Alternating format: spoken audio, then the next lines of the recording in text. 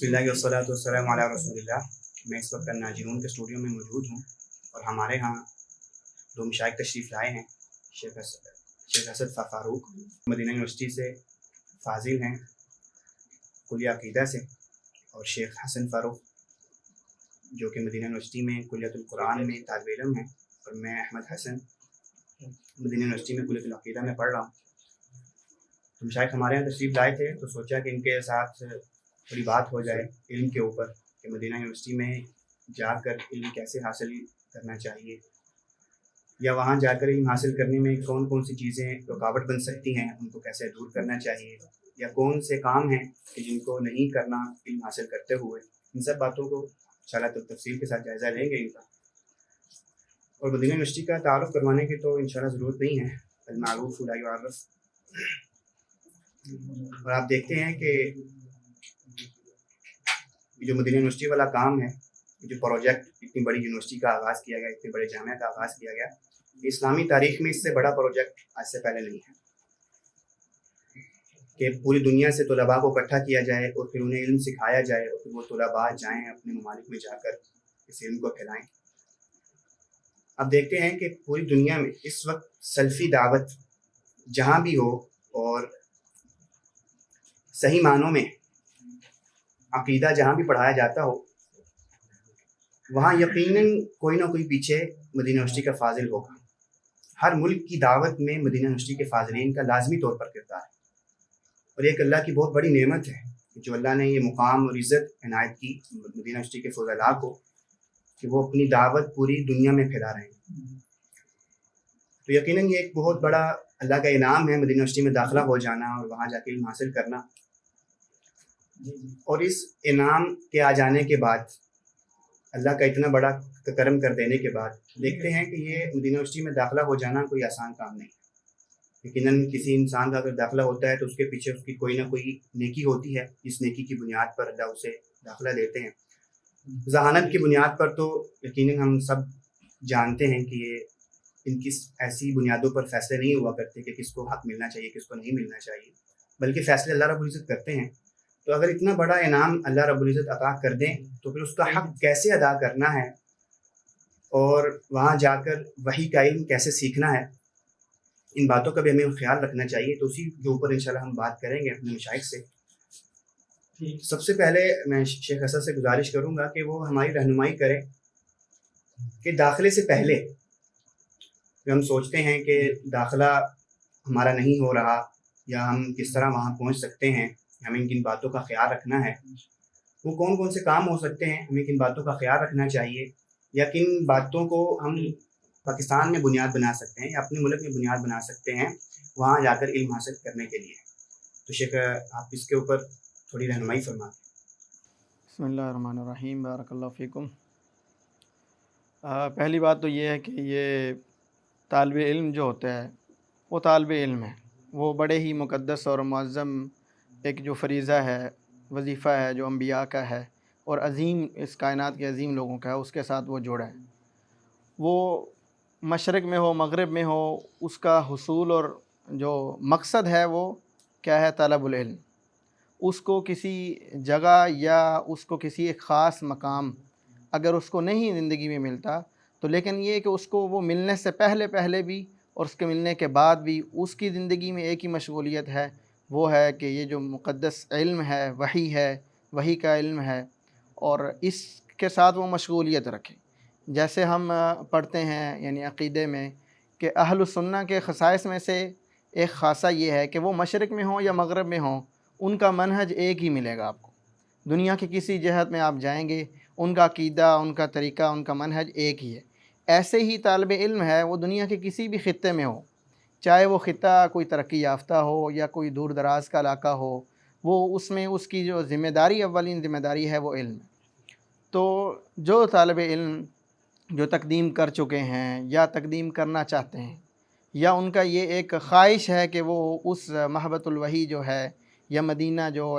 علم و عرفان کا مرکز ہے اس میں جائیں، اس میں علم حاصل کریں، تو اس کے لیے انہیں ان سے پہلے جو جتنے بھی معاون امور ہیں اس علم کے راستے پر، اس پر دوام اختیار کرنا ہے۔ یعنی دو انتہاؤں سے بچنا ہے۔ بعض لوگ یہ انتہا لے لیتے ہیں کہ ہم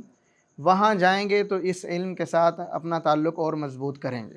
اس سے پہلے وہ اس جو ایک خواہش کے ساتھ اپنے دل کو لٹکا لیتے ہیں اور علم سے اور اپنے آس پاس کے جو مشائخ ہیں یا اپنے ملک میں یا اپنے دیار وطن میں جتنے بھی مواقع ہوتے ہیں علم کے، ان سے دوری اختیار کر لیتے ہیں۔ اس کا مطلب یہ ہے کہ آپ کو کسی جگہ جانا ہے، آپ کو علم کا حصول نہیں چاہیے۔ یعنی اگر کوئی یہاں پہ علم حاصل نہیں کر رہا، وہ کہتا ہے کہ میں ایک خاص جگہ جا کے علم حاصل کروں گا، تو علم کسی مقام کا محتاج نہیں ہوتا۔ جہاں بھی اگر موقع ملے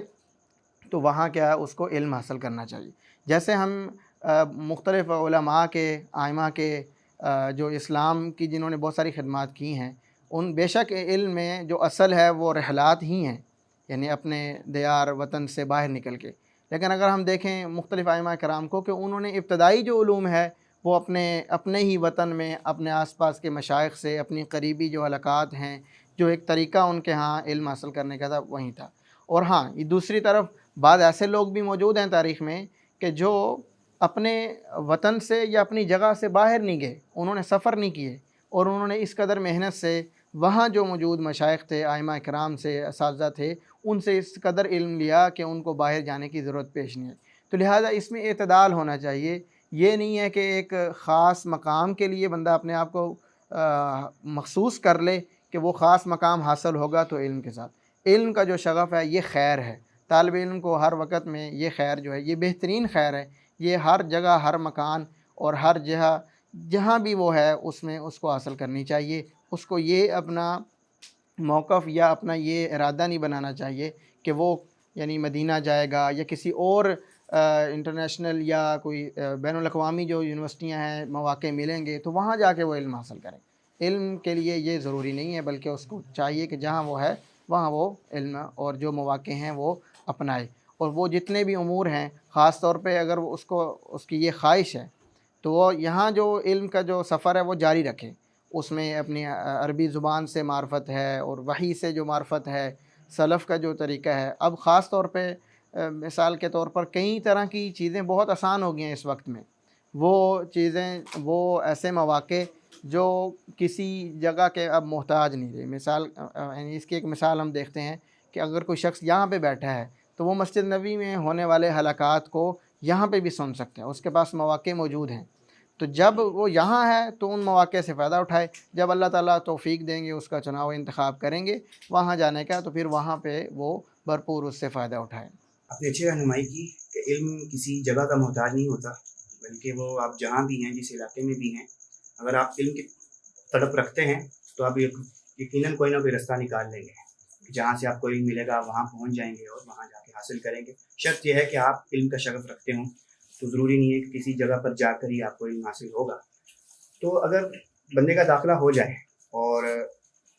بندے کو اللہ شرف قبولیت سے نواز دیتے ہیں مدینہ یونیورسٹی کے لیے، وہاں بندے کا داخلہ ہو جاتا ہے، تو اس کو کیا سوچ لے کر جانی چاہیے کہ وہاں جا کر وہ کیا اسے فائدہ ہو سکتا ہے علمی طور پر، کہ جو یہاں سے علم سیکھ کر گیا کیا اس کو یہی کافی ہو جائے گا کہ وہاں جا کر نیا نہیں ملے گا؟ اگر جیسے مثال کے طور پر لیتے ہیں کہ ایک بندے نے 8 سالہ درس نظامی پڑھ لیا، تو کیا اسے 8 سالہ درس نظامی کافی ہو جاتا ہے کہ وہاں جا کر اس کو مزید علم حاصل نہیں ہو سکتا؟ کیا اس کے بہت سارے فوائد ہیں؟ یا اگر بندے کو داخلہ مل گیا ہے تو وہ کیا سوچ رکھے کہ میں نے وہاں جا کے کیا مصروفیات اپنانی ہیں؟ اس کے حوالے سے شیخ حسن آپ کیا رہنمائی کرنا چاہیں؟ بسم اللہ والحمد للہ والصلاة والسلام علی خیر خلق اللہ، اما بعد۔ شیخ اسد فاروق حفظہ اللہ انہوں نے جس مسئلے پہ گفتگو کی وہ ایک انتہا ہے کہ ہم علم کی ابتدا یہ سوچ کے روک لیتے ہیں کہ جب مدینہ یونیورسٹی میں داخلہ ہوگا اس کے بعد ابتدا کریں گے، ایک یہ انتہا ہے۔ دوسری انتہا اس مسئلے میں یہ ہے کہ بعض طالب علم یا علم سے منسوب لوگ یہ سمجھتے ہیں، حقیقت میں وہ طالب علم نہیں ہوتے، وہ کہتے ہیں کہ یہاں آپ نے چند سال اگر لگا لی ہیں پاکستان میں تو اب آپ کو ضرورت نہیں رہی کسی شیخ کی، کسی علم کی آپ کو ضرورت نہیں ہے، آپ کے پاس سب یہاں پہ موجود ہے۔ باہر جا کے آپ نے وقت ضائع کرنا ہے، لوگوں کا سرمایہ ضائع کرنا ہے، اپنے گھر والوں کو پریشان رکھنا ہے اپنی دوری کی وجہ سے، لہٰذا بہتر ہے کہ ادھر ہی پڑھیں۔ حالانکہ ان کی بات بالکل غلط ہے، فطری اعتبار سے بھی آپ اگر علم کے حقائق کو سمجھتے ہیں تو علم کی اگر یعنی حقیقت کو دیکھیں اس اعتبار سے بھی یہ بات غلط ہے۔ یعنی علم ایک ایسی چیز نہیں ہے کہ جس کی کوئی انتہا ہو، بحر بے کناں بے گناہ، تو اس کی انتہا تو ہو ہی نہیں سکتی، بلکہ سلف صالحین تو اپنے کہتے ہیں کہ من المحبرۃ الی المقبرہ، ٹھیک ہے، آخر تک علم کے ساتھ جڑا رہے بندہ، اس سے بڑی خیر کیا ہو سکتی ہے۔ اور اس کے اندر ایک یہ بات بھی ہے کہ اگر مثلاً کوئی شخص طالب علم یہ سمجھتا ہے کہ میں نے کتابیں پڑھ لی ہیں، وہاں کا نصاب بھی یہی ہے، تو تعدد مشائخ جو ہے یہ بڑی بات ہے۔ آپ کو ایک ہی چیز بعض مختلف مشائخ سے پڑھنے کے ساتھ جو اس چیز کے اندر وسعت اور بصیرت پیدا ہوگی وہ کسی ایک شیخ کے ساتھ جڑنے کے ساتھ نہیں آ سکتی کبھی بھی۔ تو جتنی بندے کی اور تیسری بات ایک یعنی جو چیز میں نے اپنی زندگی میں بھی دیکھی، میں بھی الحمدللہ یہاں پھول نگر بونگا بلوچاں سے فاضل ہوں اللہ تعالیٰ کی توفیق کے ساتھ، تو یہاں میں نے 8 سال پڑھا، اس کے بعد میں مدینہ یونیورسٹی میں بھی جا کے اب پڑھ رہا ہوں الحمدللہ۔ تو حالانکہ میرا تخصص قراءات ہے اور کچھ تفسیر کے ساتھ بھی تعلق ہے، تو قراءات کا علم تو یعنی آپ کہہ سکتے ہیں کہ اس کی ایک کوئی حد بندی ہے، آپ نے 7 قراءات پڑھ لی، اشرا پڑھ لی، اس کے بعد کیا ہے؟ لیکن واللہ و باللہ و تاللہ میں نے قراءات یہاں پہ بھی پڑھی تھیں، وہاں پہ بھی پڑھی ہیں، لیکن وہاں جا کے جو بصیرت میرے اندر پیدا ہوئی ہے نا، اور ذہنی وسعت اور قراءات کے معانی اور اس کے دقائق کا جو علم ہوا ہے وہ یہاں مجھے معرفت تھی ہی نہیں، اس کے قریب بھی نہیں تھا۔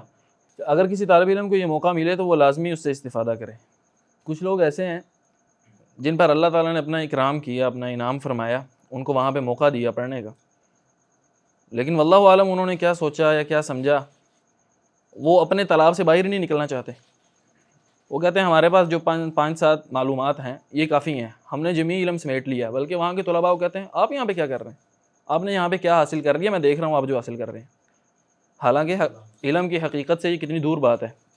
ایک عاقل شخص اس کو بآسانی سمجھ سکتا ہے۔ اسی طرح بعض لوگ ایسے ہیں جو پہلے تو بڑا زور لگاتے رہے بیچارے کہ ہمارا کسی نہ کسی طرح سے داخلہ ہو جائے، لیکن خوب زور لگانے کے بعد جب تھک کر کے بیٹھ گئے کہ نہیں جی داخلہ تو ہو نہیں رہا، تو اب انہوں نے الٹا کام شروع کر دیا کہ جو جاتے ہیں ان پر تان شروع کر دو، مجھے تو داخلہ ہوا نہیں، انگور کھٹے۔ تو اب وہ کیا کرتے ہیں، فیس بک پہ لمبی لمبی پوسٹیں لکھتے ہیں کہ وہاں جا کے طلباء ٹائم ضائع کرتے ہیں اور وقت ضائع کرتے ہیں، خود بھی پریشان ہوتے ہیں، باقیوں کو بھی پریشان کرتے ہیں، تو اللہ رب العالمین سے عافیت کا ہی سوال کرتے ہیں۔ تو بس یہی کچھ میرے پاس بہت معلومات۔ عظیم بات کی شیخ حسن کہ اگر کوئی بندہ علم سے واقف ہو اور وہاں جا کر جب وہ علم کا وہاں سمندر دیکھتا ہے تو وہ اس بات کا انکار ہی نہیں ہو سکتا کہ اللہ نے وہاں کس قدر علم رکھا ہے، کہ وہاں مشائخ کے پاس کس قدر عظیم علم ہے۔ یقیناً یہ بات بہت عظیم ہے۔ شیخ اسد آپ سے ہم تھوڑا رہنمائی لینا چاہیں گے کہ اگر بندے کا داخلہ ہو جائے مدینہ یونیورسٹی میں تو وہاں جا کر کیا اسے معہد میں وقت لگانا چاہیے یا نہیں لگانا چاہیے، یا اس کو کتنا وقت وہاں اپنے آپ کو اتنا وقت دینا چاہیے معہد میں، تو اس کی کیا تفصیلات ہو سکتی ہیں، اس کے بارے میں تھوڑی رہنمائی کریں۔ معہد اللغہ العربیہ یعنی وہاں پہ انہوں نے ایک سیکشن بنایا ہوا ہے کہ جو لوگ یعنی بنیادی عربی زبان کو نہیں جانتے، تکلم کو یا لکھنا یا اس طرح بولنا، ہر طرح کی چیزیں ہیں یعنی جو عربی زبان کی معرفت کے لیے ضروری ہیں، یعنی کتابت، قراءت، اس طرح تکلم، تو اس کے لیے وہ ایک تو یہ طریقہ کار ہے کہ ایک یعنی مقابلہ شخصیہ یا ایک امتحان لیا جاتا ہے جس میں یعنی 2 طرح کے لوگ ہوتے ہیں۔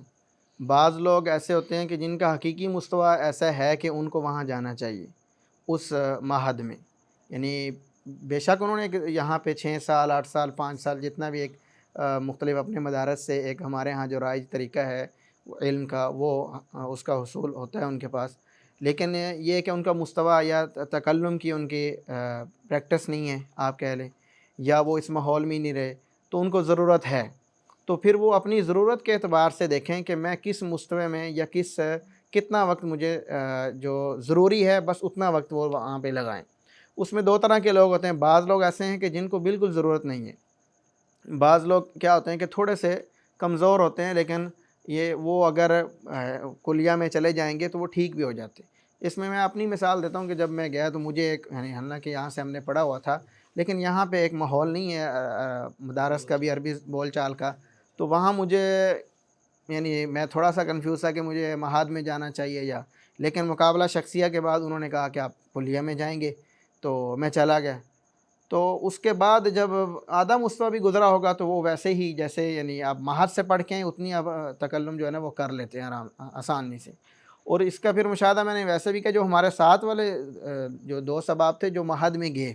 ان کی زبان سے خود سنا کہ وہ 1 سال بعد یا ایک مستوے کے بعد خود کہہ رہے تھے کہ ہم یہاں آ گئے ہیں، یہاں وقت کا ضیاع ہے، کہ وہ کتابیں پڑھ رہے ہیں یا اتنی پریکٹس نہیں ہے. وہ جب آپ رہیں گے معہد میں بھی آپ پاکستانیوں کے ساتھ رہیں گے, اپنے آس پاس کے لوگوں کے ساتھ رہیں گے, اس کی کچھ سیکھیں گے نہیں, تو وہ بلکہ میں کہتا ہوں کہ وہ زیادہ خطرناک ہو جاتا ہے ایک طالب علم کے لیے, کہ جب وہ اس ماحول میں جاتا ہے کہ اس کے لیے انتہائی کی آسانیاں موجود ہو جاتی ہیں, تو پھر وہ ان آسانیوں سے آسائشوں کا وہ ہو جاتا ہے, اس کے جو پڑھنے کا اور ڈیلی یعنی روزانہ کا یا یومیہ جو مطالعے کی عادت ہوتی ہے وہ خراب ہو جاتی ہے. تو جب اس کی وہ عادت خراب ہو جاتی ہے, وہ آگے جا کے وہ دوبارہ سے عادت بن نہیں سکتی. کہنا چاہ رہے ہیں کہ اگر ایک بندہ یہاں سے 8 سال پڑھ کے گیا ہے, 6 سال پڑھ کے گیا ہے, تو اس کے پاس عربی کا بہت سارا ذخیرہ ہوتا ہے. ہاں, خلاصہ یہ ہے کہ معہد یعنی جس قدر مستویٰ ہے وہ اس قدر ہی جائے, اس میں اپنا وقت ضائع نہ کرے, کیونکہ اس میں کوئی جیسے لوگ سمجھتے ہیں کہ معہد میں زیادہ وقت لگانے سے ہمیں کوئی نفع ہو جائے گا دنیاوی, تو وہ مقصود ہی نہیں ہے طالب علم کا. طالب علم کا مقصد علم ہے. اگر اس نے وقت دینا ہی ہے نا, تو وہ اور محنت کرے اور جو جیسے کلیہ میں جائے, وہاں سے آگے ماجسٹر اور دکتورا وغیرہ میں وہ وہاں پہ وقت دے, بجائے اس کے کہ وہ ایسی جگہ پہ وقت دے کہ جہاں اس کے وقت کا کوئی فائدہ نہیں. بلکہ ایسی ایک مثال بھی میں نے دیکھی ہم کلاس فیلوز میں سے, ایک لڑکے کا اس میں معہد میں داخلہ ہوا, تو اسے وہاں جا کے سمجھ آئی ہے تو الف بات آسا بالکل ابتدائی باتیں پڑھا رہے ہیں. تو اس نے کیا کہ اسے کسی سینئر نے مشورہ یہ دیا کہ آپ نے اگر وقت ہی لگانا ہے نا تو آپ اس کو چھوڑیں,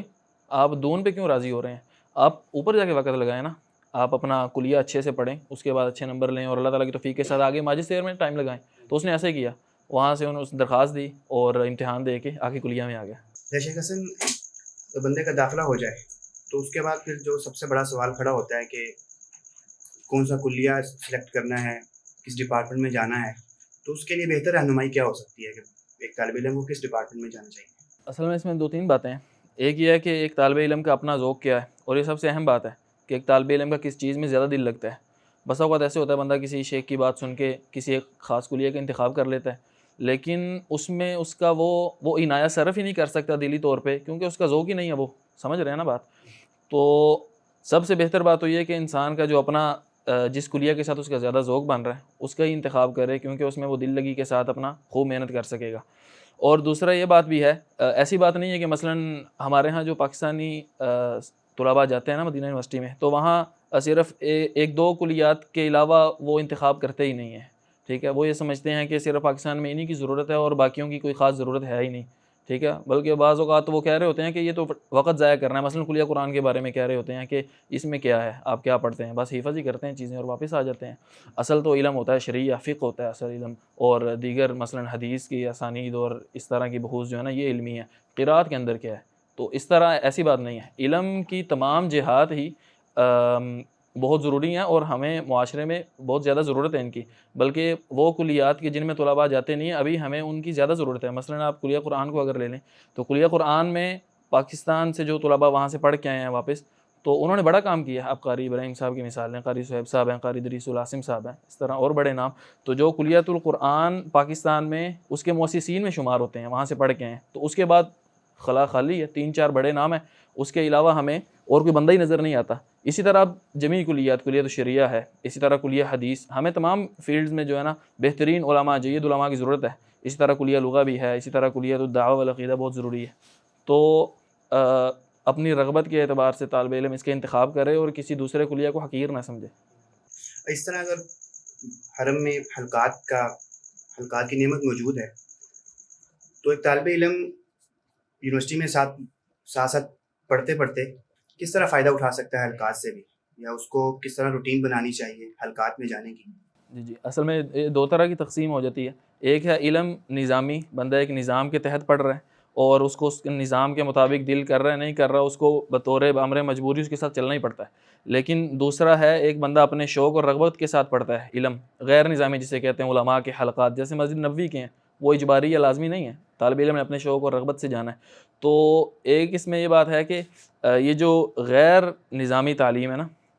اس میں اگر کوئی طالب علم شوق اور رغبت دکھاتا ہے, یہ اس کے اخلاص کی اور علم کے میدان میں اس کے صدق کی دلیل ہے کہ ایک طالب علم علم کے ساتھ کتنا مخلص ہے. وہ صرف امر مجبوری نہیں پڑھ رہا, ٹھیک ہے، اور ان سے استغنا نہیں ہو سکتا، حلقات جو ہیں علماء ربانیین کے ان سے استغنا نہیں ہو سکتا۔ بس اوقات ہم دیکھتے ہیں کہ نظامی تعلیم میں ایک طالب علم کے اوپر کچھ اساتذہ وہ کر دیے جاتے ہیں، مثلاً بامر مجبوری اس کو پڑھنا پڑ جاتا ہے کسی ایک شیخ سے، اب اس کو ان کا انداز ان کی بات صحیح طرح سے سمجھ نہیں آ رہی، لیکن مجبوری ہے اس کی، وہ کیا کرے، تبدیل نہیں ہو رہا استاد، تو اس نے پڑھنا ہی پڑھنا ہے، کسی طرح سے نمبر لے کے اس نے پاس کرنا ہے اس امتحان کو۔ لیکن جو دوسرے حلقات ہیں، طالب علم اپنے اعتبار سے دیکھے کون سے شیخ میرے لیے زیادہ مفید ہیں، جن کے سمت سے میں سیکھ سکتا ہوں، جن کے حدیث سے میں اور دل سے سیکھ سکتا ہوں، اسی طرح ان کے جو ہے علمی فوائد بہت حاصل ہوتے ہیں، تو طالب علم اپنے انتخاب کے اعتبار سے اور اپنے ذوق کے اعتبار سے مختلف مشائخ کو لازمی طور پہ ان کا انتخاب کرے، ان سے سیکھے۔ تو مسجد نبوی کے جو حلقات ہیں یہ اللہ تعالیٰ کی طرف سے بہت بڑی نعمت ہے، تو اس میں متنوع قسم کے حلقات ہیں۔ بعض حلقات ایسے ہیں جس میں کتب کی شرح کی جاتی ہے، جیسے شیخ عبدالرزاق البدر ہیں موجودہ علماء میں سے، شیخ سلیمان الرحیلی حافظہم اللہ ہیں، اس طرح اور دیگر جید علماء ہیں جیسے شیخ عبدالمحسن القاسم حافظ اللہ۔ تو ایک تو اس طرح کے حلقات ہیں، دوسرے حلقات ہیں حلقات التحفیظ، قرآن مجید حفظ کرنے کے حلقات، ٹھیک ہے۔ اگر کوئی طالب علم وہ پاکستان سے گیا ہے اور اس نے حفظ نہیں کیا ہوا اور اسے وہاں جا کے یہ بات معلوم ہوئی ہے، اور عمومی طور پہ یہ بات لوگوں کو معلوم نہیں ہے کہ حفظ سے ہی علم کے رستے کی ابتدا کرنا یہ سلف کا منہج ہے، بہت ضروری ہے حفظ۔ حفظ کے بغیر بہت بڑی کمی طالب علم کے اندر رہ جاتی ہے، چاہے وہ دیگر نصوص کے اندر کتنا ہی ماہر کیوں نہ ہو، کیونکہ اصل العلم کیا ہے؟ قرآن مجید۔ اگر قرآن ہی آپ کو یاد نہیں ہے تو آپ علم کی دیگر بحوث کے اندر آپ کیسے اس میں صحیح طرح سے چل سکتے ہیں؟ تو حلقات التحفیظ ہیں غیر حافظ کے لیے، وہاں پہ حفظ کرنے کا اچھا موقع ہے۔ اسی طرح انہی حلقات کے اندر حلقات الاتقان بھی ہیں، اگر کوئی طالب علم نے حفظ کیا ہوا ہے اور اس کو جامعہ کی جو نظامی تعلیم ہے اس کے اندر منزل کا الگ سے پیریڈ نہیں ہے قرآن مجید پورا دہرانے کا اور سب کی منزل سنانے کا، تو وہ حلقات جو ہیں مسجد نبی میں اس کے اندر اپنے دہرائی کر سکتے ہیں، جسے گردان بولتے ہیں، تو اپنا اس طرح سے فائدہ اٹھا سکتا ہے۔ اسی طرح ان حلقات کے اندر ایک اور حلقات ہیں حلقات الاجازہ، کہ ایک طالب علم ایک شیخ کے اوپر قرآن مجید کی قراءت کرتا ہے اور مشافہتاً الحمد سے لے کے الناس تک پورا قرآن ان کو سناتا ہے، تو شیخ اس کو اجازت دیتے ہیں کہ میری طرف سے آپ کو اجازت ہے کہ آپ قرآن مجید آگے پڑھا سکتے ہیں۔ تو ان جمیع حلقات سے فائدہ اٹھانا چاہیے طالب علم کو، اس سے استغنا نہیں۔ بندہ وہاں نظامی نصاب کے اوپر جو صرف یونیورسٹی کے اندر پڑھائی جاتی ہے، تعلیم دی جاتی ہے، اگر اسی کے اوپر کنایا کر لے تو یہ کنایا کرنا کیسا ہے؟ یعنی صرف اسی پہ اعتبار کر لے اس کا اور دیگر چیزوں کی طرف نہ دیکھے، یہ آپ کا مقصد ہے؟ تو میری سب پچھلی باتوں کا مقصد یہ بھی نہیں ہے کہ صرف دیگر حلقات کی طرف ہی توجہ کیجیے اور نظامی تعلیم کو توجہ نہ دیجیے، کیونکہ نظامی تعلیم پہلے ہے۔ نظامی تعلیم یعنی وہ تعلیم ہے جس کی وجہ سے ہمیں وہاں پہ بلایا گیا، جو ہمارے حویہ پہ حویۃ تعلیم لکھا ہے، وہ آپ کہہ سکتے ہیں کہ وہ تو واجب ہے ہی ہے، ٹھیک ہے، اس سے تو نکل ہی نہیں سکتے۔ ہم وہاں پہ جو مکافہ لیتے ہیں یا جو وہ ہمارے اخراجات اٹھاتے ہیں وہ اسی تعلیم کے جو ہے نا، ہماری وہاں پہ شرط ہوتی ہے کہ میں اس تعلیم کو اچھے سے حاصل کروں گا، تو یہ تو واجبی بات ہے، یہ تو کرنا ہی کرنا ہے۔ اچھا، لیکن بعض طلباء کے اندر یہ بات دیکھی گئی ہے کہ وہ کیا کرتے ہیں، وہ صرف اسی کو کافی سمجھ لیتے ہیں کہ نظامی تعلیم، میں نے شیخ نے جو سبق دیا وہ مذکرہ شروع سے آخر تک وہ ایسے حرف بحرف سنا دیتے ہیں، ایسے ان کو یعنی ان کے پاس ہوتی ہے ذہانت، تو لیکن وہ اپنے اس تالاب سے باہر نہیں نکلتے، ٹھیک ہے۔ ایک نظامی جو تعلیم ہے نا، ان مذکروں کو یاد کرتے ہیں اور ان کی معدل اگر آپ دیکھیں تو 5/5 جاری ہوتی ہے، لیکن ان کے علاوہ اگر آپ مذکروں سے ہٹ کے کوئی بات علم کی کر لیں ان کو، تو ٹھوس آپ کو صحیح سے وہ جواب نہیں دے سکتے۔ اسی طرح یعنی نظامی تعلیم کا یعنی دوسری طرف یہ ہے کہ اگر کوئی خیال نہیں رکھتا تو اس کا نقصان بھی ہو جاتا ہے۔ بعض دفعہ ایک طالب علم ہے، اس کا وہ ایک ہدف لے کے آتا ہے کہ میں نے یہاں پہ یعنی کافی لمبا استفادہ کرنا ہے، کوئی ماجسٹر یا دکتورا تک پڑھنا ہے، اور یہ بھی ہر ایک کے لیے، کسی کے لیے کیا فائدہ مند ہے، کسی کے لیے کیا فائدہ، یہ ہر طالب علم اپنے آپ کو بہتر جانتا ہے اپنے مستوی کے اعتبار سے۔ لیکن اگر وہ نظام کا اعتبار نہیں کرے گا، اس کا خیال نہیں رکھے گا، غیر نظامی سرگرمی میں بالکل مشغول رہے گا، اگر اس کا یہ ارادہ پھر کمزور پڑ جائے گا۔ کیونکہ جب آپ آگے اس کے اختبارات دیتے ہیں ماجسٹر کے لیے، آپ ایک چاہتے ہیں کہ ہمارے جی ماجسٹر یعنی ایم فل کے لیے یا پی ایچ ڈی کے لیے، تو آپ کو وہ جو نظامی جو اعتبار ہے یا معدل کا یعنی جس کو ہم CGPA شاید کہتے ہیں، نمبر درجات کا جو اعتبار ہے وہ بھی دیکھا جاتا ہے۔ یعنی آپ غیر نظامی میں بہت بہتر ہیں لیکن نظامی تعلیم میں آپ نے بالکل، اور یہ بھی نہیں کہا جا سکتا کہ نظامی تعلیم میں بھی آپ کو ایک جیسے اساتذہ ملتا ہے، جیسے شیخ فرق نے کہا کہ حسن فرق نے، کہ بہت سارے وہاں پہ بھی مشائخ ایسے موجود ہیں کہ جو یہاں پہ بھی پڑھاتے ہیں اور ان کے مسجد نبوی میں یا دیگر جو مساجد ہیں ہمارے کچھ اساتذہ ایسے ہیں جو دونوں جیسے جگہ صالح پڑھاتے ہیں. سندھی صاحب ہیں یا اس طرح دیگر جو کبار مشائخ میں سے ایسے ہیں، سلیمان ریحلی صاحب ہیں، اور بھی کئی ائمہ مسجد نبوی ہیں جو یہاں پڑھاتے ہیں. تو ایسا بھی نہیں ہے کہ نظامی تعلیم کو بالکل ہی یعنی کہا جائے کہ اس میں کوئی فائدہ نہیں ہے، اور ایسا بھی نہیں کہ غیر نظامی تعلیم سے بھی دوری اختیار کریں. یعنی دونوں کو اعتدال کے ساتھ لے کے چلنا چاہیے. شیخ داخلہ ہو جانے کے بعد یقیناً ہم وہاں علم حاصل کرنے گئے ہیں تو وہاں دنیا کی چکا چوند بھی بہت ہے. یقیناً وہ دنیا وہاں بہت تنگ کرتی ہے، اور دنیا وسیع بھی بہت ہے کہ وہاں دنیا حاصل کرنا بہت آسان ہے. تو ایک طالب علم کا کیا کردار ہونا چاہیے، اس حوالے سے کچھ نہ کچھ پوائنٹس کے اوپر ہم انشاءاللہ گفتگو کریں گے. تو سب سے پہلی رہنمائی کرتا ہے شیخ اسد کہ جب بندہ وہاں جاتا ہے تو یہاں سے رشتہ دار بھی لوگ بھی ہی توقع کر رہے ہوتے ہیں کہ یہ وہاں جا کے یقیناً کوئی نہ کوئی کاروبار کرے گا، کمانے جا رہے ہیں، کمانے اس کو جا رہا بڑی ہے، اپرچونٹی مل گئی ہے، اپرچونٹی پیسہ مل گئی ہے. یہ باہر وہ جب نام آتا ہے کہ بندہ باہر جا رہا ہے، یقیناً وہ کام کرنے ہی جا رہا ہے. تو حالانکہ ہمارا رحلہ تو علم کا رحلہ ہے، ہم وہاں جاتے ہیں علم حاصل کرنے. ہمارے ہویے کے اوپر بھی لکھا ہوتا ہے کہ اس بندے کو کام کرنے کی اجازت نہیں ہے، یہ بندہ علم حاصل کرنے آیا ہے، اور اسی بات کے ہمیں وہ پیسے وغیرہ بھی دے رہے ہوتے ہیں. تو وہاں ہمیں کاروبار کے ساتھ کیسا تعلق ہونا چاہیے ہمارا، یا علم کے ساتھ ہم علم حاصل کرنے کے لیے کتنا ہم کاروبار کر سکتے ہیں، کتنا نہیں کر سکتے، یا ہمارا کیا رویہ ہونا چاہیے، اس کے بارے میں تھوڑی روشنی ڈالیں. نہیں، اگر مختصر بات کریں تو آپ ایک ہی کام کر سکتے ہیں، یا آپ کاروبار کر سکتے ہیں یا علم حاصل کر سکتے ہیں. ہم نے پہلے بھی بات کی ہے کہ طالب علم کا اصل مقصود جو ہے وہ علم ہی ہے، چاہے وہ مشرق میں ہو یا مغرب میں ہو. ٹھیک ہے، تو اسی طرح وہاں اگر کوئی جا کے اگر یہ مساعدہ اگر ایک سعودی حکومت کی طرف سے ہے، جزاہم اللہ خیراً، کہ اللہ تعالیٰ کہ انہوں نے ایک طالب علم کو اس پریشانی سے جو ہے نا وہ مستغنی کر دی ہے کہ وہ اس پریشانی میں مبتلا نہ ہو، بلکہ وہ اجنبی ہے، مسافر ہے، تو وہ اس جو سہولت ہے اس سے فائدہ اٹھائے، اور اس سے فائدہ اٹھانا چاہیے. اور دوسری بات یہ ہے کہ طالب علم کو بھی جہاں وہ علم سیکھتا ہے اس کے ساتھ یہ بھی ایک سمجھ بوجھ فکر ہونی چاہیے کہ کون سی ایسی چیزیں ہیں جو میرے اس سفر میں جو ہے نا وہ کیا رکاوٹیں پیدا. دیکھیں ہم انسانی زندگی میں ایک سفر کرتے ہیں تو ہمیں پتہ ہوتا ہے کہ ہم نے اپنی منزل تک پہنچنا ہے. اس کے درمیان میں ہماری جتنی رکاوٹیں ہیں، اگر ہم مثال کے طور بس پہ جا رہے ہیں تو ہم اتریں گے، زیادہ وقت وہاں گزاریں گے تو کیا ہو جائے گا، ہمارا وہ رحلہ خراب ہو سکتا ہے، ہم اپنی منزل تک نہیں پہنچ سکتے. تو ایسے ہی اس کی منزل ایک ہی ہے کہ وہ علم کی منزل ہے. اس میں آنے والی جتنی بھی رکاوٹیں ہیں، چاہے وہ معیشت ہو اور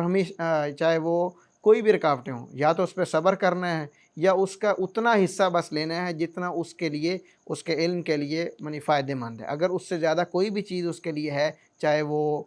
کسی بھی اعتبار سے ہے، تو وہ اس کے لیے نقصان دہ ہے. یعنی اس کو اتنی سمجھ بوجھ ہونی چاہیے، اور ایسے لوگوں کے ساتھ ہی اس کا اٹھنا بیٹھنا ہونا چاہیے کہ جو اس چیز کو سمجھتے ہیں، نہ کہ ایسے مشورے دینے والے ہوں کہ آپ ٹریول ایجنسی کا کام کر لیں، آپ ساتھ میں عمرے کا کام کر لیں، آپ کھجوروں کا کام کر لیں، یہ کر لیں. یہ سارے یعنی اس طرح کے لوگ بڑے آپ کو. مجھے تو بعض وہاں پہ پڑھنے والوں کے متعلق یہ بات بھی پہنچی کہ ان میں سے جو ہے نا ان کے قبیلے کا یا خاندان کا کوئی لڑکا وہاں جاتا ہے نا تو اس کو قرض اکٹھا کر کے دیتے ہیں کہ ہم آپ کو قرض دیتے ہیں، گاڑی خریدو اور اس کو چلاؤ مشوار کے طور پہ، یعنی ٹیکسی کے طور پہ، تو ہمارا قرض بھی اتار دینا، تمہاری گاڑی بھی بن جائے گی. یعنی صحبت صالحہ، اس پر انشاءاللہ ہم آگے بات کریں گے. اسی کے متعلق بتائیے گا کہ یقیناً جیسے حدیث میں بھی ہے کہ المرء علی دین خلیلہ، کہ علم میں بھی یہ چیز بہت معاون ہے. جب جیسے ہی بندہ جاتا ہے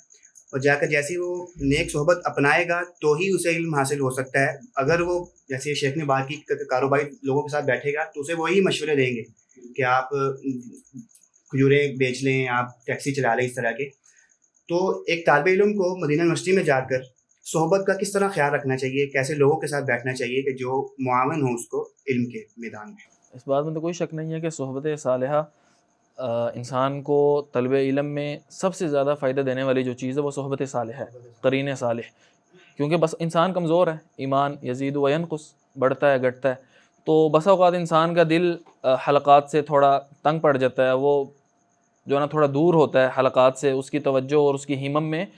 کمزوری آ جاتی ہے. تو نیک جو ساتھی ہیں، اچھی ہمت والے، وہ پھر انسان کو کھینچتے ہیں کہ آؤ ہم اکٹھے چلتے ہیں، جا کے حلقات علم میں بیٹھتے ہیں. تو اس طرح جو ہے نا ایک نیک صالح، کبھی وہ کمزور پڑ جائے گا تو دوسرا دوست اس کی مدد کرتا ہے، تو مدد کرتے کرتے وہ اپنی منزل تک پہنچ جاتے ہیں. تو قرین صالح بہت ضروری ہے. حسن جو بات کر رہے تھے کہ قرین صالح یا بہترین جو دوست ہیں، خیر پر مددگار جو دوست ہیں، تو یہ حصول علم میں یہ صحابہ کرام کی سنت میں بھی ہے کہ جیسے آپ نے یہ حدیث سنی ہوگی کہ حضرت عمر بن خطاب جو ہیں وہ ایک دن جاتے اور دوسرا پھر ان کا ساتھی دوسرے دن جاتے، جی انصاری ساتھی۔ اسی طرح ایک اور حدیث میں ہے، مجھے ان جو صحابی ہیں ان کا نام نہیں یاد آ رہا، کہ وہ کہتے ہیں کہ میں مدینے میں داخل ہوا تو میں نے دعا کی کہ اللہ تعالیٰ مجھے جو ہے نا وہ جلس صالح جو ہے وہ دوست ادا کرے، تو پھر اللہ نے ان کو کسی صحابی سے ملا دیا، حضرت ابو ہریرہ کے ساتھ یا کسی ایسے صحابی کے ساتھ ملا جن سے ان کو علمی جو استفادہ وہ بہت زیادہ ہوا۔ تو اسی لیے جو یہی یعنی ہم نے جو 5 سال پڑھا ہے اپنے تجربے سے یا ویسے بھی دیکھیں تو یہی معلوم ہوتا ہے کہ یہ ایک جس کو ہم کیا کہہ سکتے ہیں کنجی ہے، کنجی ہے ایک ایسا، یعنی ایک راز کی، یہ ایک ایسے یہ راز ہے کہ جس میں اگر کسی کے پاس یہ موجود ہے یہ نعمت تو وہ انشاءاللہ بڑی خیر سمیٹے گا، اگر کسی کے پاس یہ ایسے جس طرح نیک انسان کو نیک بھی اس کا دوست ہی بناتا ہے، اس طرح علم بھی اس کو اس کا نیک دوست ہی عطا کرتا ہے، تو وہ بالکل اس کے ایسے بہت سی مساعدہ چیزوں کر میں کے وہ اس کے لیے فائدہ مند ثابت ہوتا ہے۔ ایسے حکومت سعودیہ ہماری معاش کا خیال رکھتی ہے، ہمیں مکافع ملتا ہے، تو اس مکافع کا درست استعمال کس طرح ہو سکتا ہے کہ اس کو ہم کہاں خرچ کر سکتے ہیں اور کن مصارف پہ اس کو لگا سکتے ہیں؟ تو شیخ اس حوالے سے آپ کیا کہتے ہیں؟ جی بالکل، جو اللہ تعالیٰ ان کو جزائے خیر دے، یہ جو مساعدہ یا مدد ہے یہ صرف اسی لیے دی جاتی ہے کہ طالب علم جو ایک تو اپنے علم کے لیے جو اس کو کتب یا جو چیزوں کی ضرورت ہے ان کو خریدے، اور دوسرا یہ کہ وہ دوسرے لوگوں سے مستغنی ہو جائے، نہ کہ وہ یعنی مختلف جمعیات یا جو مساعدہ کرنے والے لوگ ہیں اہل خیر ہیں ان کے پیچھے یعنی جائے یا ان کے پیچھے بھاگے یا کسی طرح بھی، تو اس کو وہ طالب علم کی جو ہیبت ہے وہ بھی باقی رہے، وہ کسی سے سوال نہ کرے، جو علم کی شان ہے کہ وہ یعنی بھوک اور صبر برداشت کر لے گا لیکن کسی سے سوال نہیں کرے گا، ایک طالب علم کے لیے جو اس کی خصوصیات میں سے ہونا چاہیے۔ تو اسی لیے اس کا بہترین جو استعمال ہے وہ انفاق جو فی طالب العلم ہے وہی ہے کہ وہ اپنی دیکھے کہ اپنی کتب وغیرہ نصابی بھی اور غیر نصابی بھی، بعض طالب علم میں دیکھا گیا کہ وہ سمجھتے ہیں کہ کتابیں جو خریدنے ہیں وہ کیا ہے کہ وہ ایک کوئی خرچ نہیں ہے، اس کی بجائے وہ کھانے پہ اچھے کھانے پہ خرچ کر لیں یا پاکستان میں کوئی چیز بنا لیں، اس طرح سیر نہیں، سپاٹے پہ نکل ہاں گئے سیر مختلف شہروں، سپاٹے پہ اس طرح، تو اس کی بجائے ویسے ان کو کیا کرنا مواقع چاہیے اچھے کہ ہیں وہاں گھومنے کے، جمبو چلے جائیں آپ۔ ہاں جی، ہاں جی بالکل، تو ان کا بہترین استعمال وہی ہے کہ جس مقصد کے لیے پیچھے دینے والوں نے دیا ہے اور جس مقصد کے لیے وہ لے رہا ہے۔ تو شیخ جیسے آپ نے بات کی کہ استغنا کی بہت زیادہ کمی ہے، یقیناً یہ ایک طالب علم کے لیے عیب والی بات ہے کہ وہ لوگوں کے سامنے ہاتھ پھیلاتا پھرے، تو اس حوالے سے تھوڑی مزید کوئی حسن بھائی آپ بات کرنا چاہیں؟ اصل میں دیکھیں یہ جو بات ہے نا استغنا، طالب علم کو اس صفت سے استغنا نہیں ہو سکتا، یہ طالب علم کے لیے ایک ضروری چیز ہے۔ آپ سلف صالحین کی زندگیاں پڑھ کے دیکھیں، اور یہ تعظیم علم کی تعظیم کے باب میں سے ہے یہ بات کہ آپ علم کو رسوا نہ کریں دوسروں کے دروازوں پر، امیروں کے دروازوں پر، وڈیروں کے اور بادشاہوں کے دروازوں پہ جا کے مانگیں، اور یہ اصل میں کس کی توہین ہے؟ آپ کی توہین نہیں، یہ علم کی توہین ہے، کیونکہ آپ کی نسبت علم کے ساتھ ہے، اور سلف صالحین نے یہی مفہوم سمجھا۔ ابھی مجھے ایک واقعہ یاد آ رہا ہے، امام ابو عبید القاسم بن سلام رحمہ اللہ، انہوں نے اپنی کتاب، بڑی خوبصورت کتاب ہے فضائل القرآن، اس کے اندر ایک واقعہ لکھا، کہتے ہیں میرے ایک شیخ تھے معمر بن سلیمان النخعی رحمہ اللہ، ان سے مفید میں نے کوئی شیخ نہیں دیکھا دل کو نرم کرنے کے لیے۔ امام ابو عبید رحمہ اللہ ایسا بیان کرتے ہیں اپنے استاد کے متعلق، کہتے ہیں انہیں ایک دفعہ کسی بادشاہ کی حاجت ہوئی، کسی وڈیرے کی، کہ وہ میری مدد کر دیں، میں اس کے پاس جاؤں گا تو میری حاجت حل کر دے گا۔ تو ساتھیوں نے بھی، کچھ لوگوں نے مشورہ دیا کہ آپ چلے کیوں نہیں جاتے، آپ کی ضرورت وہ حل کر دے گا۔ تو امام معمر رحمہ اللہ فرمانے لگے کہ میرے دل میں بھی یہ خیال آیا تھا کہ میں چلا جاتا ہوں اس وڈیرے کے پاس، لیکن پھر مجھے علم کا خیال آیا اور قرآن کا خیال آیا، تو میں نے ان کی عزت کی وجہ سے وہاں جانا ترک کر دیا، یعنی علم کی تعظیم کرتے ہوئے میں اس بات سے رک گیا کہ میں کسی کے دروازے پہ جا کے سوال کروں۔ تو طلبہ علم کے اندر واقعی استغنا بہت بڑی صفت ہے جو ان کے اندر پیدا ہونی چاہیے۔ وہاں پہ چونکہ بہت سے مخیر حضرات ہیں، بہت سے مخیر کمیٹیاں بنی ہوئی ہیں، تو کچھ لوگوں کو دیکھا جاتا ہے کہ وہ وہاں پہ بھاگ کے جاتے ہیں اور دوسرے لوگوں کو بھی مشورہ دیتے ہیں کہ آؤ جائیں وہاں پہ جا کے، وہاں پہ فلوس مل جاتا ہے، ریالات مل جاتے ہیں۔ تو طالب علم کے اندر استغنا ہونا چاہیے، اور یہ جیسا کہ میں نے پہلے کہا یہ علم کی تعظیم کے باب میں سے، اور آپ علم اسی قدر حاصل کر سکتے ہیں جس قدر اس کی تعظیم کریں گے۔ شیخ یہ جتنے بھی ہم نے باتیں کی ہیں یہ مدینہ یونیورسٹی والوں طلباء کے لیے خاص طور پر ہیں، اور یقیناً یہ باقی جو عام طلباء ہیں علم کی جو حاصل کرتے ہیں ان کے لیے یہ عام طور پر باتیں لازم آتی ہیں ان کے اوپر کہ ان باتوں کا خیال رکھیں. جس میں ہم ایک بات کرنا چاہیں گے کہ مکتبات پر جانا، جیسے وہاں بہت سارے مکتبات ہیں اور لیکن وہاں دیکھا گیا ہے کہ اتنا وہاں رش ہوتا نہیں ہے جتنا ہونا چاہیے، جتنا، کیونکہ ہم علم حاصل کرنے گئے ہیں. تو اگر ہمارا تعلق مکتبات سے نہیں ہوگا، کتابوں سے نہیں ہوگا، تو یقیناً ہمارے لیے عیب کی بات ہے. تو اس بارے میں طلباء کو کیا خیال رکھنا چاہیے؟ کتاب یعنی ایک طالب علم کے لیے ایسی ہے جیسے ایک جنگجو یا مجاہد کے لیے اسلحہ ہے. اگر ایک جنگجو مجاہد اپنے اسلحہ سے جتنا غافل رہے گا تو وہ اپنے اس مشن میں یا اپنے اس جو سب کیا کہتے ہیں کہ جو اس کی مارکے میں وہ کیا ہو جائے گا، نقصان اٹھائے گا، ناکام ہو جائے گا. تو اسی لیے یہ جو زیور ہے یہ طالب علم کا زیور بھی ہے. یعنی ہر انسان کے ہاں اپنا اپنے ایک زیور. بعض لوگوں کا شوق یہ ہے کہ دنیا کی فلاں جو چیز ہے وہ ان کے پاس زیادہ ہو، بعض کا یہ ہے. تو طالب علم کے لیے ایک جو بہترین ایک زیور ہے یا بہترین ایک اسلحہ ہے اس کا، کہ جس کے ساتھ یا جس کی مدد سے وہ مختلف شبہات یا شہوات یا شیطان کا جو ایک راستہ ہے اس پر اس نے جو جنگ لڑنی ہے اپنے علم سے، جو اس نے اپنی اس اسلحے کی روشنی سے جو اندھیرے ہیں وہ دور کرنے ہیں، روشنی کرنی ہے. تو جس قدر اس کے پاس وہ چیزیں زیادہ ہوں گی، اس کا شغف ان کے ساتھ زیادہ ہوگا. تو مکتبات پہ جانا چاہیے. مکتبات بھی کئی طرح کے ہوتے ہیں. ایک یہ ہے کہ وہاں پہ خریدنے والے، جیسے وہاں پہ اس میں ایک صورتحال یہ ہوتی ہے کہ وہاں سالانہ جو ہے وہ کتب میلہ جسے ہم کہا جاتے ہیں، وہ اس میں جو طالب علم ہے وہ نظر نہیں آتے. حالانکہ دنیا پوری سے جتنے بھی مکتبات ہیں اسلامی تراث کو چھاپنے والے ہوتے ہیں اس میں کثیر تعداد موجود ہوتی ہے. اسی طرح اگر کوئی دیکھیں ہمارے پاکستان سے بعض جو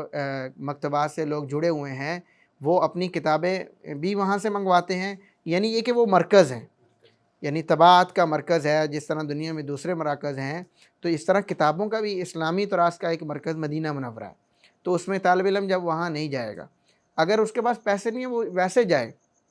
یہ بھی ایک عبادت میں آ جائے گا اس کے لیے کہ وہ اپنے یعنی یہ معلومات لے کہ نئی کتاب کون سی ہے، یہ کس شیخ نے کس موضوع پہ لکھا ہے. وہاں جا کے اس کو مختلف موضوعات کا پتہ چلتا ہے کہ ہاں اس موضوع پہ اگر کوئی کام ہوا ہے تو اس کو وہ معرفت ہوتی ہے. ایک یہ ہے کہ مکتبات جیسے مکتبۃ الجامعہ ہے، یعنی لائبریری جسے ہم کہتے ہیں، یا مسجد نبوی کی لائبریری ہے. اب مسجد نبوی کی لائبریری عمومی طور پر 24 گھنٹے کھلی ہوئی ہے. اس میں کمپیوٹر ہے کہ اس سے بھی آپ سہولت لے سکتے ہیں، اور اس کے علاوہ دیگر تمام مختلف موضوعات پر کتابیں موجود ہیں، اس پہ رہنمائی موجود ہے. تو اگر آپ جا کے ایمانداری سے دیکھیں گے تو اگر کچھ 10,000 طلاب ہیں ان میں سے بہت قلیل تعداد آپ کو نظر آئے گی، اور ہم خاص طور پہ ہمارے پاکستانی طلاب میں اس میں بہت زیادہ کمزوری پائی جائے گی. اس طرح جامعہ کا مکتبہ ہے. اور اسی طرح ایک اور مکتبات رقمیہ جیسے ہوتے ہیں، جیسے ہم آن لائن جیسے شاملہ ہے، تراث ہے، اس سے بھی بہت زیادہ طالب علم کی غفلت ہوتی ہے. تو طالب علم کو چاہیے کہ ہر طرح کے مکتبات کا اس پر نظر ہونا چاہیے اور فائدہ اٹھانا بھی آنا چاہیے. اگر اس کو نہیں آ رہا تو وہ سیکھے. جیسے وہ بہت ساری چیزیں وہاں جا کے سیکھ لیتا ہے، یعنی باہر کی جو اس کے شغف کی ہوتی ہیں وہ سیکھ لیتا ہے. تو یہ کیوں نہیں وہ سیکھتا ہے کہ جس کے ساتھ اس نے یہ جنگ لڑنی ہے شبہات اور شہوات کے خلاف. آج کے دور میں کسی طالب علم کا الیکٹرانک مکتبات سے بھی استغنا نہیں ہو سکتا. بالکل لازمی چیزیں ہیں کہ وہ اس نے علم تک پہنچنا بہت آسان کر دیا ہے. بلکہ شیخ بھٹوی رحمہ اللہ، آپ میری تصحیح کر دیں اگر غلطی ہو، بلکہ وہ تو کہا کرتے تھے کہ اگر کسی طالب علم کو اپنا جانور بیچ کے بھی لیپ ٹاپ خریدنا پڑے نا اور مکتبہ شاملہ تراث حاصل کرنا پڑے تو وہ ایسا کر لے، بڑا مفید ہے اس کے لیے. شیخ آخری سوال اور بہت اہم سوال جس میں بہت سارے طلباء ملوث ہو جاتے ہیں، وہ یہ ہے کہ ہم مدینہ میں رہتے ہیں، ایک عظیم شہر ہے، وہاں کی خوبصورتی ہے جو ہر دل کو بھاتی ہے. یہاں پاکستان میں، دنیا بھر میں وہ کرتے کیا ہیں کہ وہاں جا کر میڈیا میں مصروف ہو جاتے ہیں. کوئی فوٹوز لگا رہا ہے، کوئی ویڈیوز بنا رہا ہے، ریلز بنا رہا ہے، کوئی ولاگز بنا رہا ہے. تو ان باتوں میں میڈیا کے ساتھ تعلق میں کتنا طالب علم کو خیال کرنا چاہیے، یا اس کا تعلق ہونا بھی چاہیے ایسی سے کہ وہ اپنے اسٹیٹس پر اور اس چیزوں پہ فوٹوز ویڈیوز وغیرہ لگائے؟ کیا کسی طالب علم کی شان کو یہ لائق ہے بات؟ جیسے میڈیا ایک یعنی بہت وسیع ایک نام ہے، اس میں کئی طرح کی آگے جزیات ہیں. دیکھیں میڈیا میں بعض لوگ کیا کرتے ہیں کہ جیسے کچھ ویڈیوز بنائی کہ معلوماتی ویڈیوز، آپ کو یہاں سے یہ ملے گا، یہ ملے گا، یہ جی روزہ مبارک ہے، یہ مسجد نبوی کا فلاں گیٹ ہے، یہ آپ اگر دیکھیں نا تو آپ کو جتنے بھی پلیٹ فارم ہیں اس میں سے ہزاروں ایسے لوگ مل جائیں گے کہ جو یہ رہنمائی کر رہے ہیں۔ طالب علم نے کس پر رہنمائی کرنی ہے کہ یہ باطل ہے اور یہ حق ہے، یہ خراب ہے، یہ صحیح ہے۔ یعنی ہم نے اپنا کام چھوڑ کے ہاں، دوسرا شروع کر دیا۔ وہ یعنی تمیز کرنے والا ہے حق اور باطل کے درمیان۔ اس نے یہ کام نہیں کرنے کہ یہ جو ہے وہ مسجد نبی کا فلاں گیٹ ہے، آپ یہاں سے نکلیں گے جو ہے نا وہ اچھا کھانا کہاں سے ملے گا، یہاں اس دن جائیں گے تو رش کم ہوگا، یا فلاں دن ایسے پرمٹ لیں گے۔ یہ رہنمائی کرنے والے ہزاروں مل جائیں گے، اور وہ آپ کو ملیں گے بھی، یعنی وہ دنیا دار جن کا یہ کام ہے جس سے وہ نفع لے رہے۔ طالب علم وہاں پہ گیا ہے علم حاصل کرنے کے لیے، اس کو اپنے اس علم کے ساتھ خاص رہنا چاہیے۔ یہ اس کے لیے نقصان دہ ہے، اس کی سمت کے لیے بھی، اور باقی جو جتنے بھی طالب علم کے لیے جو ہم کہتے ہیں کہ